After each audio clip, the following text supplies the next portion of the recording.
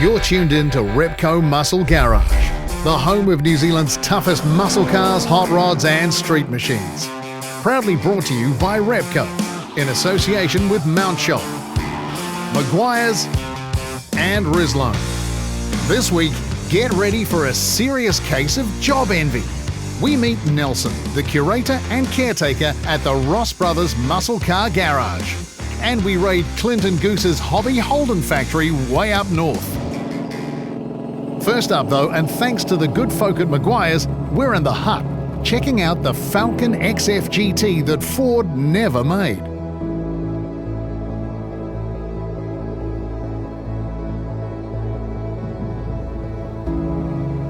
Yeah, it's hard to say. Cars have always been part of my life, you know, like as long as I can remember. My father was always real particular about his cars and all that sort of thing as well, and it sort of just followed on through, you know. Right down to the point, I suppose, I wrote my dad's car off when I was at college and, needed to fix it, so I kind of owed him one after that, you know. I had never planned on being involved in cars, actually. I wanted to be a builder, to be completely honest with you. And yeah, that didn't pan out, you know, like a few friends of mine started doing their pre-trade course and at Welltech and panel beating and stuff. And I was kicking around with them in the evenings, you know, and helping them on their cars that they were doing. And before I know it, yeah, I was doing my apprenticeship. By the age of 21, I started my own shop because I just had so many friends sort of, can you do this for me? Can you do this for me, you know? And we were all young and sort of thinking outside the square, you know, so we were building wide body kits or whatever it be and chopping and channeling and turbocharging our Hondas and stuff back in the day. And it wasn't at all about the money, you know, I just did it for the love of it, you know. Yeah, one thing led to another and you sort of grow up and get a man car, I suppose. You go to the V8. But not just any V8. Ben went about this a bit different, picking a Falcon that Ford never put a bent 8 in from the factory. It goes back to my dad. He bought an 87 XF Fairmont gear station wagon. And it was in that bronzy goldy sort of colour and it had the snowflake wheels on it and everything. I tell you, man, that must have been only a year old when he got that car and I would have been maybe 7 or 8 years old. Dad would get home on a Friday night and was like, where's Ben? I'll be out sitting in Dad's car, you know. I could have looked at a Mustang or anything, you know, American cars bring some. All I ever wanted was an XF Falcon. Some might say it's a bit odd, but it's the car that I love, you know.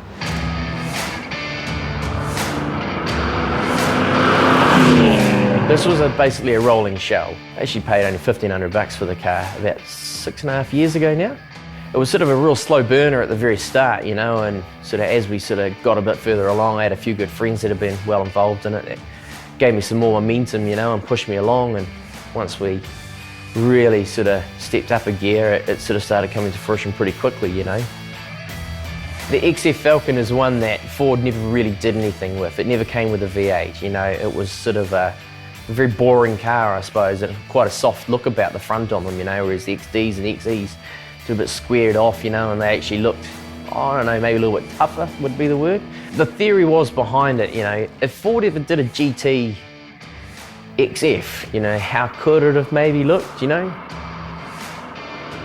That's the second bonnet I've built for it now, and I'm still not sure if I like it yet, but yeah, there's another concept coming on that, you know, because if you look back through all the GT Falcons, say, you know, even the older ones, they always had like a shaker hood or the flutes in the bonnet or the vents or something along that, you know. How could Ford have built this car if they were to make it, you know, a bit more of a flagship of its time? And with the Subaru decals, GT stripes and Simmons, a Wheezy 6 was never in the equation. For that matter, neither was any old 8. The motor in it's a 351 Cleveland. It's got the 4V heads on it. There's a lot of people that say the 4V heads was sort of really just built as Ford's racetrack head, you know, like, because when the Bathurst days, you had to be sort of almost a production sort of engine and all that sort of thing, so they came up with these 4V heads, and granted, it is a bit of a dog when it's real cold and down low on the RPM, you know, it can cough and fart and stuff, but when she's revving, man, it just goes really good, eh? So yeah, it's got the 4V heads, it's got a pretty grumpy sort of cam in it, roller rockers, Holly carb on there and stuff. And, yeah, it's got all the electric water pump and all that sort of jazz as well, and billet this, billet that, you know. Chrome gets you home. It's got a pretty trick diff in the rear as well, so that makes it sort of quite tail happy, you know. It's only a 4-speed, like I say, but you know, a 4-speed box has pretty long gears, eh? You can really lean on it and let it wind up, and let those 4V heads start creating some airflow quite high in the revs, you know. Like, we had to change the MSD in it because the one that we had when I bought it all set up, like, didn't have a rev limiter in it. And with those heads in the camshaft, it's never hit that point of where it feels like it starts backing out. So it was kind of a good thing we put that in there, because no one really knew where to stop it. It seems to be the running joke. It's like, oh, it's near another 100 horsepower. It's near another 100 horsepower. And I think once, you know, you can get another 200 and you'll still be thinking, maybe another 100. You know?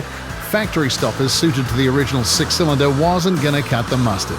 Ben opting instead for an FPV GT spec combo of Brembos clamping DBA drilled and slotted rotors, while the big sedan gets round the bends a whole lot cleaner thanks to super low king springs and Coney shocks. The truth is that this Phantom XF GT will never be called done. Ben's got it bad. Not only the car bug, but a critical eye for details mean there's always areas he'd like to improve on. Safe to say Ben will be tinkering away on his Falcons, yes, there's 2 now, for years to come. He wouldn't have it any other way. I love my trade, I love what I do, and I love cars. So the reality of it is, like, there will be a point where the body will say, look mate, you know, you got to slow it down or tone it back, but yeah, not for a while yet, mate, you know. I've got a few more to build yet. Right, General Motors might have shut up shop on their Holden production lines, but a couple of chaps up north didn't get the memo. Thanks to our mates at Mount Shop, we're checking out Clint and Goose's Holden factory, a humble hobby workshop punching out some of New Zealand's most well-known early examples. This is no business, however, it's a way of life. Oh, the car owner virus, yeah, I've had it for a while. Probably about 35 years. I always liked old cars, doesn't matter what they are, but I just kind of fell into the old Holdens really, because that's what I was brought up with. I've always had them. I just love the look of them, you know. They're a good car, you know, and everyone's had one. It's always been a hobby shop, but it just gets a little bit carried away sometimes. We to and fro with ideas, a few beers, and next minute we're going from a white car to a candy. You know, we're going from a $2,000 paint job to a lot more. So it's not a business for us. We just do it because we enjoy it. And as you can see, the shop's a state, it's full of dust, etc. So by no means are we a professional shop, but we do like to do some good work if we can. No professional shop, but Clint's 130 square metre space performs admirably. Look closely and you'll find the mechanical department. It's only a short stroll to the panel shop, which backs onto the parts department. The spray booth is in its 3rd and possibly final incarnation. Heck, there's even a well-patroned hospitality area. And this is one of the hobby shop's most crucial components. His name is Goose. Goose has painted my cars for many years. I'm talking, I don't know, 15 years or longer. He tried to retire and I wasn't having a bar of it. So he sold his compressor and everything and got rid of his spray guns, etc. And then I got this EH panel van and I had to drag him out of retirement, get another compressor, new spray guns. He wasn't very happy, but he's the one who keeps coming up with these ideas of changing things. So I'm like, yeah, if you're keen, mate, I'm keen. So, what, do you say candy? Sweet. That's how we work, you know, we'll come up with ideas and we'll bounce off each other. And I might say, oh look, I want to do this and that. And he goes, oh, what about this and that? And we compromise and we come up with a plan, you know. Definitely got an eye for detail, I have also. And he's been painting for well over 30 years and he does a great job. So yeah, no, I'm lucky to have the Goose paint my cars, and this could be the last one he does. I don't know, you never know. He's getting old. Clint's Holden collection is impressive and ranges from the early and near original, like this FC sedan, to the radical. This chopped and custom EK was bought as an unfinished project from Street Neat's Andrew Clatworthy before Clint and Goose poured in hundreds of hours to take it through to the stage you see now. The EK is no stranger to magazine and TV coverage or prized top spots at events like the massive Repco Beach Hop. Clint, however, likes to remind the delivery occasionally that it's not an all-out show pony. The EK's top 5 showing at Repco Beach Hop was backed up by the duo's latest completion, this 56 FJ panel van. Too original and rare to mess with much, the blueprint here was to remain in keeping with the factory's offering, but with considerable improvements to fit and finish, a little drop in altitude, and a small bump in horsepower. The EH is the next cab off the rank, and you might have picked a bit of a theme here. I've noticed panel vans are actually getting very popular. I've been looking on Facebook and online, and people are really loving the panel van. They're making a revival, you know. A lot of Bedfords, you know, those kind of Falcon panel vans, etc. They're really, you know, stepping up, and people are liking them because they're different, you know, and people have a connection with panel vans back in the day. You know, I've only got 3, but, you know, I think there's probably room for more. First things first though, and while the guys aren't too keen to follow suit on the time and finish invested into the FJ, the EH project does seem to keep getting the goalposts moved. That van was just going to be white. Pretty basic, you know, but then once we had a few more beers and talked about it a bit more, it's kind of like, well, you know what, they're quite a rare van and a cool van. We're going to step it up. Honestly, I don't think I can do what we did to the FJ again, because that was pretty full on. I think the EH is going to be cool. Won't be a show car, but it'll be a very, very cool daily. Yeah, it'll have some special features. Yeah, you have to wait and see. I think we do well for what we've got. We don't have a lot of tools and bits and pieces and all sorts of stuff actually. We punch above our weight for what we can do in here, and this is a 130 square metre shop and it's full of departments, you know, and dust. I always say it's got to be top notch, you know. We're not doing a half-assed job. And while Holden HQ might have hung up the tools, you'd be brave to bet against Clint's 35-year run of Holdens coming to an end any time soon. I always will have a spot for the old cars, you know, always. But if I can hang on to them for as long as I can, great. If they've got to go, they've got to go. For other reasons, of course, not just for the hell of it. We'll see what happens. My daughters might want them, not the vans. No vans for them.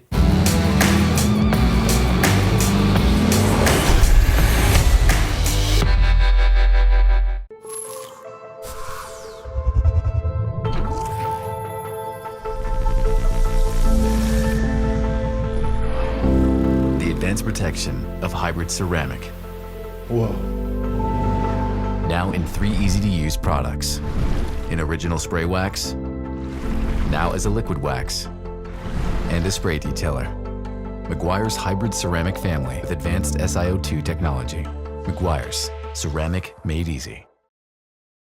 Rizlone has been in engines almost as long as engines have been in cars. Why? Because from then until now, there's never been a perfectly clean fuel. This means every time you fill up, you're adding pollutants and contaminants to your fuel system. Rizlone Fuel Injector Cleaner can cure those woes and help save your engine. Rizlone Fuel Injector Cleaner adds an upper cylinder lubricant, providing double the cleaning power out of the same bottle. We know something about aging well, so when we say it's your engine's fountain of youth under a screw top, you can count on it. Rizlone is the original engine tune-up. Available at participating stores near you.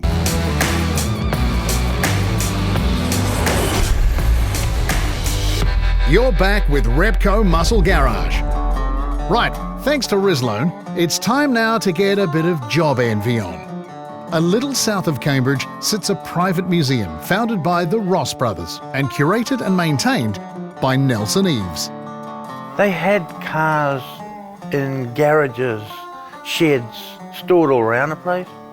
They decided they were going to put it in get them all under one roof basically. And of course, if you know anything about the Ross boys at all, when they do something, they don't normally do it by halves. It's a bit like building a car, I suppose. You start off with a budget in mind. Eventually you know that it's going to cost at least twice that, probably more. So this is what this was too, you know. It's an ever-evolving thing. It's not only the 4 brothers that are involved, but it's their families, their children. It's an absolutely fantastic venue because it has such an ambience to it. You go a long way to find something that's like this. Yes, family is right at the heart of this collection, and you don't need to look too hard to see the theme. Shirl's Diner occupies the space to your right as you step through the door. It's a tribute to the Ross brothers' mum. while the rest of the real estate, and there's quite a lot of it, well, much of that can be attributed to the influence of Dad, Jim. It's a lot of stuff that the boys were born and bred with, if you like. It's in their blood. They can't help it. They inherited from their dad, who was a petrolhead. His driving style was one hand on the wheel, one arm out the window, 100 mile an hour everywhere. That side of it has just gotten into the boys, and they can't get away from it. It might come as little surprise then that this Cambridge museum is more biased to a spirited driving experience, no matter what badge sits on the grille. It's whatever the boys like. They don't go Ford, Chevy, Dodge, whatever. If they like it, we'll bring it in here. We not only have the cars ourselves, we own probably 80% of them, but there's also cars in here that are on display for other people. The likes of the Mustang over here, Valiant Charger down the back end there, who belongs to a friend of ours, who also owns the Lagonda Aston Martin, which in its own world is unique. You know, I mean, that car there is one of the ugliest looking cars you'll ever see, but there's only 1,600 of them built in the world. So it's rare, you know, so it has a value, and we've left it as a barn find. The Escort back up in the corner there actually belongs to a well-known rally guy from New Zealand here, a guy called George Cuttle. Well, that's an RS 1800. There's only 150 of them built in the world. So, you know, they are unique cars. The motor racing history continues in the form of the Ken Smith Lola. While there's a bit of buzz going round about the latest acquisition, it's a bit hush-hush, but it's en route from Indianapolis. And it was through the Ross family's love of motorsport too, where longtime friend Nelson would enter the frame. Though initially in competing vehicles, Nelson would join the Rosses' racing campaigns and take up work in their family business. Years later, when the museum grew to a scale that required a bit more attention, well, they knew just the guy for the gig. The boys love to call me the curator. I prefer caretaker because I'm only taking care of what they've put together. That's my angle on it, I guess. And of course, you know, any big decisions, of course, always runs past the four boys. We have made some improvements around the place. We've made some improvements to some cars that weren't quite up to what I call drivable, easily drivable. It's all about making a car that's in here so that they can hop in at any time and drive it out there and go to the beach or do whatever. But there's always something, you know. It just might be a little exhaust leak, might be this, that, but we fix it so that we know we're not going to have any trouble with it down the track, and we can use it and it's going to be reliable. Old cars will never change. They're also a bit more prone to wear and tear when you're ripping them round a racetrack. But be it maintenance on an MRX-built Dodge Challenger or something a bit more suited to a weekend cruise, no day is the same for Nelson or workmate Gary, and that's a big part of the appeal. That's part of the fun of the job, is being able to work on classic cars. It's not probably quite as easy as a lot of people think, but it's not that difficult either. You only have to go to somewhere like SEMA and have a look at some of the stuff that's going on. I mean, it's a $40 billion a year industry. It's the aftermarket industry for hot rods and stuff like that. And you can buy a brand new body shop for one of these and build a brand new car if you want. It's not a problem. You know, it's not just 32s, it's across the board. Cabs, trays, tailgates, whatever you want, you can buy nowadays. So that's one of the reasons why you can keep all this stuff going. And while this mostly private collection continues to grow, thankfully the call was made not to keep it that private. The Ross Brothers Muscle Car Garage has become a popular destination for car club visits, and passers-by clued into this Waikato gem. Nelson's role often extends to showing them round the place, and it's not just the cars. Believe it or not, the Earth-moving museum in the adjacent building gives this lot a real run for their money. Every car has a particular story behind it. It brings back memories, or someone will look at something and say, I've got one of those. And they start talking about it, so you know, that prompts you to talk about it, and yeah, it's pretty cool stuff. You see the reaction of people when they walk in here, and I guess we get a little bit blasé about it because We walk in and out of here all day, every day, and we see it, and it doesn't wow us like it wows them. But when you see that reaction, you think, wow, we must be doing something right, you know. And then you get talking to them. Some of the stories that come out are really, really cool. We're talking hot rod clubs, Ford Mustang owners clubs. We get the McLaren club comes through here. We get the Morgan club comes through here. We had the Packard club comes through here from Christchurch, and they've all got a story to tell. And I guess I'm lucky enough to hear a lot of them by being here. So yeah, pretty much a dream job. People do ask me about it a lot, and I tell them, well, that's why I'm always smiling, because it's not hard for me to get up in the morning and come to work, if you like. So yeah, it's pretty cool. I guess I'm pretty privileged. Your ride needs some love? We've got you sorted. Thanks to our mates at Maguire's, we have this massive complete car care pack worth over $760 to give away. Plus, a $500 Mount Shop voucher to keep the underside ship-shape too. And to top it off, 1 year subscription to NZ V8 magazine. To enter, simply head to themotorhood.com and hit the Repco Muscle Garage link. The winner will be drawn at the end of the series. Easy. During this year's Repco Supercars Championship season, the garage is your go-to place for all things supercars and motoring.